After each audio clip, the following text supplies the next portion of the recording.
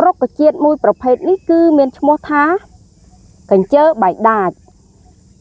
រដូវកាលនេះគឺផ្លែវាអត់ទាន់ទុំទេវានៅក្តាប់នៅឡើយដោយសារតែរដូវក្តៅខ្លាំងវាធ្វើឲ្យរុក្ខជាតិមួយប្រភេទនេះមានការផ្លែយឺតយ៉ាវជាងសពដងហើយនាងខ្ញុំក៏ចង់ធ្វើការចែករំលែកដល់ពុកម៉ែបងប្អូនអង្គពុំមីងទាំងអស់គ្នាឲ្យបានស្គាល់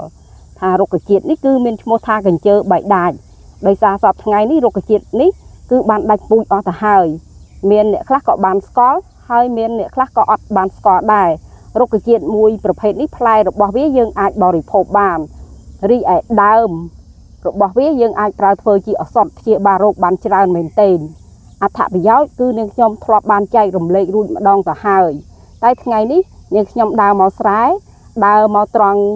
របងចំការឃើញមានផ្លែនាងខ្ញុំក៏មានការចង់ចែករំលែកឲ្យពុកម៉ែបងប្អូនអង្គពុំមីងទាំងអស់គ្នាឲ្យបានស្គាល់ហើយក៏មកចង់រំលឹកអនុស្សាវរីយ៍ចាស់កាលពីនៅក្មេងផងដែរ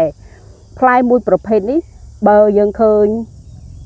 អង្ក្រងរោមបែបនេះគឺមានរសជាតិផ្អែមឆ្ងាញ់ណាស់តែផ្លែមួយប្រភេទនេះវាមានដំណំមួយវាស្រដៀងនឹងផ្លែថ្ងាំដែរនៅពេលដែលយើង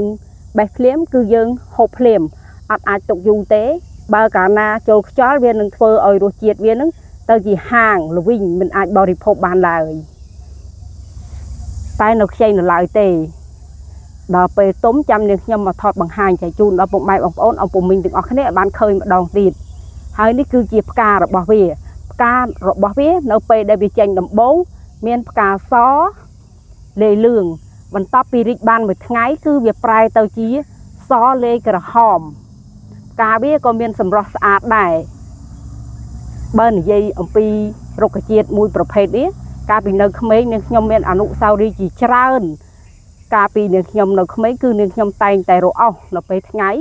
គឺនាងខ្ញុំរត់នៅតាមដប់កុំអាស័យអីហ្នឹងទៅវាសម្បូរផ្លែនឹងមែនទែនហើយថ្ងៃឡើងក៏នាងខ្ញុំបេះផ្លែនឹងបរិភោគផងដែរ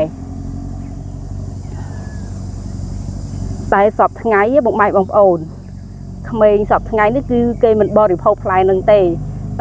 ប៉ុន្តែអ្នកដែលចំនួនមុនដូចជានាងខ្ញុំអីចឹងដើរមកស្រែឲ្យតែរុក្ខជាតិព្រៃតាមកលុកកលៀតអីហ្នឹងអាចបរិភោគបានគឺបេះហូបគ្មានសល់ឡើយបើឃើញផ្លែសង្ក្រងរោមបើទុំល្អអីទៀតគឺរឹតតែឆ្ងាញ់បើអត់សូវមានសង្ក្រងរោមទេផ្លែហ្នឹងក៏មិនសូវមានរសជាតិផ្អែមឆ្ងាញ់ដែរ